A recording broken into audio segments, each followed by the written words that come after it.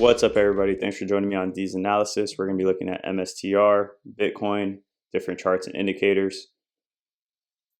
So you can see we're finding some resistance here on the monthly when you look here at the 445 to around 435 region. We found resistance once, twice. We tried coming up here, got rejected, and then a third time here. We started off pretty hot for the month, and then we ended up finding a strong level of rejection. Hopefully, within the next 7 days, we can push back up and close around this level. I think that's going to be a key level that we want to break and hold above. Ideally, we want to close above this golden zone, and even better would be closing above this zone. Reason being is because this is a bearish pull, indicating that price could continue on down. So if we get a close underneath here, then that's opening up the possibility that we just continue to either chop or we start to find that downward momentum that this golden zone could be indicating here on this Fibonacci sequence. But we're still dead smack in the middle of the golden zone at the moment. Today wasn't too bad of a day after getting that fall off. The week has been red, and so was the previous week. When you look here on the daily, you can see it kind of pushed down to the same level earlier in the trading day and ended up pushing back up. You can take a look here on the 1 hour. You can see that here right at the open, you just push straight down.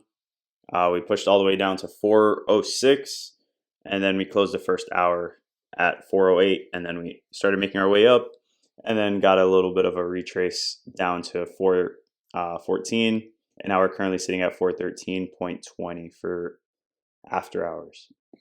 But it looks like it's trying to create a little bit of a floor, and that also ties back to this golden zone that we were talking about to trend upward.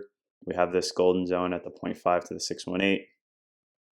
It's always a magnet for price. As you can see, it pushed up, retraced back to the 0.5. We're trying to find a floor off of it, and hopefully we can get that bounce to continue up higher.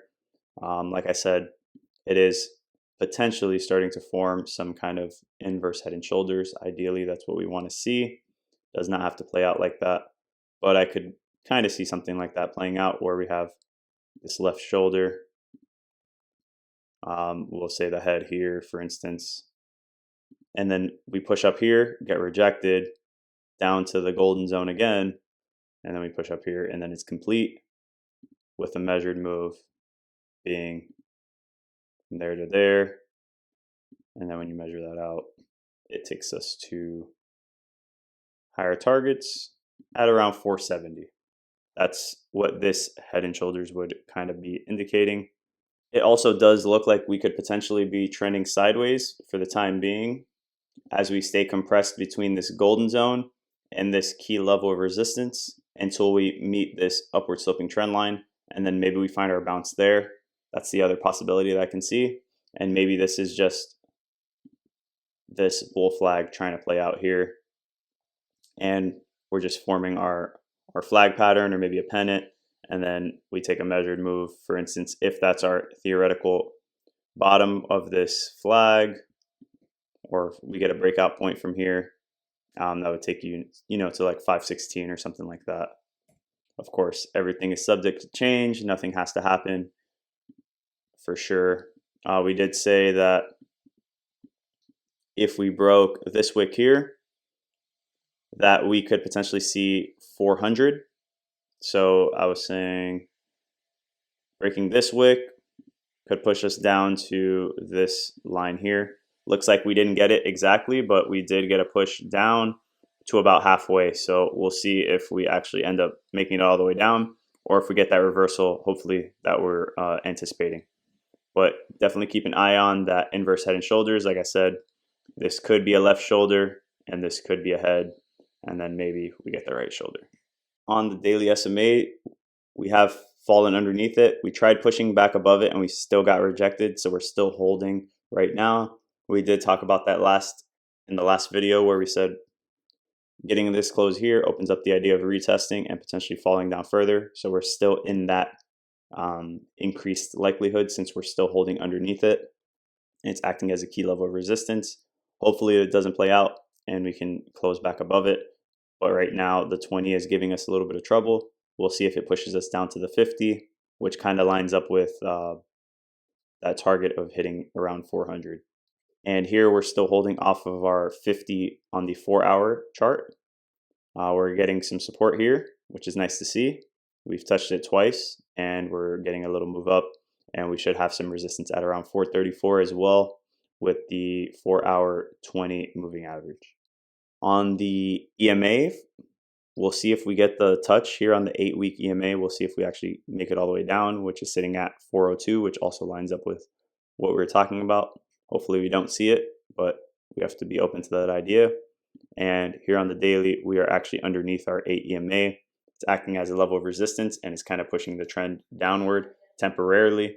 And on the 4-hour, we kind of have the same idea where it has a trend downward and we just pushed up and we got rejected off of it right to the T at around that 419 to 420 mark.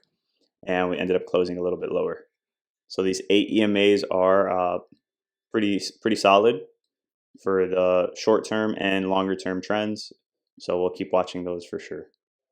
Here on Bitcoin, we're hoping that we can get a monthly close above this level right here. That's going to be incredibly bullish because that'll open up the idea of us retesting this level and potentially making our way up to the midline, which is what we want to see, where we could potentially find another level of resistance. And here on the weekly, we are still battling with this upward sloping trend line. As we closed outside of it, back inside, and now we're still trying to break it as we pushed up to 120 and then found rejection once again. But we are holding steady at the bottom as well.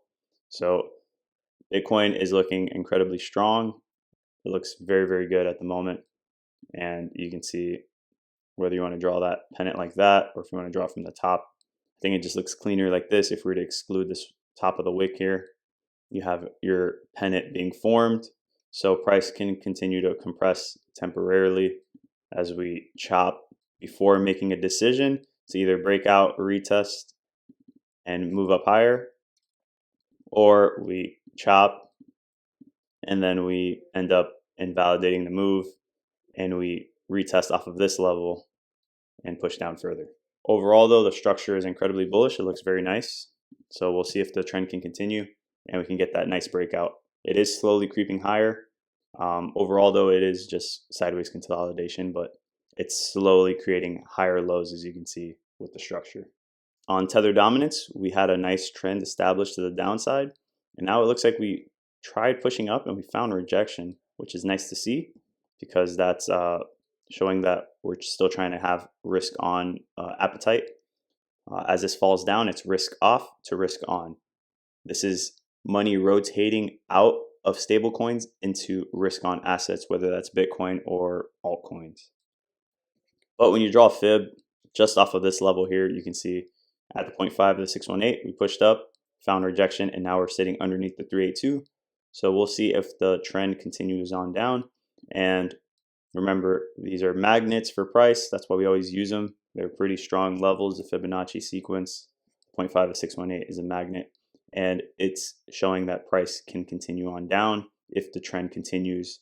And it is a pretty strong trend that's been holding all the way back to June 22nd. And even longer when you take a look on the larger picture, it takes it back to April that we've been trending downward. And within that trend, you can see when we push down, it's crazy how these levels always play out. It found rejection off the 0.5 of the 618 and continued to move down, exactly how we're seeing it on the lower time frame now. So these golden zones are really spot on most of the time. You can use them on large time frames and smaller time frames. So like I said, we have another one here that is continuing the move down, found the bounce off of the same level. So it is nice to see that they work. And even if you were to pull off of this one, I think this one might not be off of the 0.5 to the 618, but if you pull off of this wick here, this was a strong continuation as you found rejection off the 382. So in this sequence, the more bearish would be the lower sequence, and the higher it is, the more bullish it would be. When you look at the Tether dominance daily SMAs, you can see we are about to make contact with the 20, but that's going to be confluence to push price down because you have the 20-day SMA putting pressure to the downside, along with this key level of resistance and this golden zone. So you have a lot of things pushing price down, and it looks like that's why we got that rejection. Hopefully the trend can continue and we can get a spark in Bitcoin to create some kind of rally, and maybe we get Bitcoin going along with altcoins. And speaking of altcoins, that takes us to Tether dominance, or Bitcoin dominance, I'm sorry. So Bitcoin dominance, we just spoke about this. We were saying we got the weekly close. That opens up the idea of us retesting here and potentially pushing down further.